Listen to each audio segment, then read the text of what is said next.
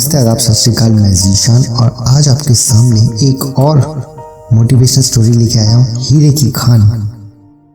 Africa महाद्वीप में hero के कई खानों की खोज हो चुकी थी, जहाँ से बहुत ही कीमती हीरे प्राप्त हुए थे।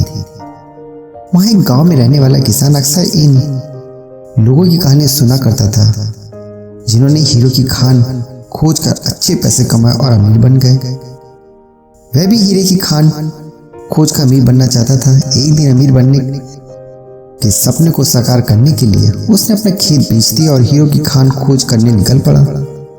अफ्रीका के लगभग सभी स्थान छान मारे के बाद उसे हीरे कुछ पता नहीं चला। समय गुजरने के साथ उसका मनोबल भी गिरने लगा। उसे अपना अमीर बनने का सपना टूटता दिखाई देने लगा। वे इतना हताश हो गया, उसने जीने की तमन्ना ही समाप्त हो गई। एक दिन उसने नदी में कूदकर अपनी जान दे दी। इसी दौरान दूसरा किसान, जिसे पहले किसान से उसका खेत खरीदा था, एक दिन उसी खेत के मध्य में बहती छोटी नदी पर गया। सहसा उसे नदी के पानी में एक इंद्रधनुष प्रकाश फूटता दिखाई दिया। उसे ध्यान से देखा तो पाया कि नदी के किनारे एक पत्थर पर सूर्य की किरणें पड़ने से वह चमक रहा है। किसान ने झुककर वो पत्थर उठा लिया और घर ले आया। एक खूबसूरत पत्थर था। उसने सोचा ये सजावट के काम आएगा। उसने उसे घर की सजावट पर लगा दिया। कई दिनों तक वो पत्थर उसके घर पर सजा रहा। एक दिन उसके घर पर एक मित्र आया। उसने जब पत्थर को देखा तो वो हैरान रह गया।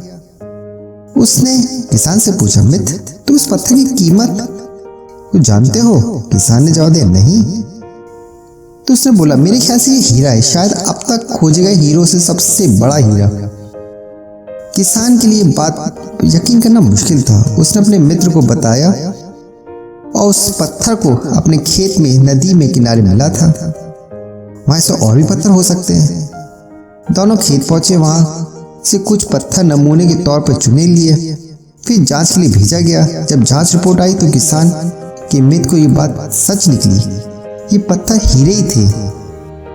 उस खेत में हीरो का भंडार था। वह उस समय तक की खोजी गई सबसे कीमती हीरे की खदान थी। उसका खदान का नाम किबले डायमंड माइंस है।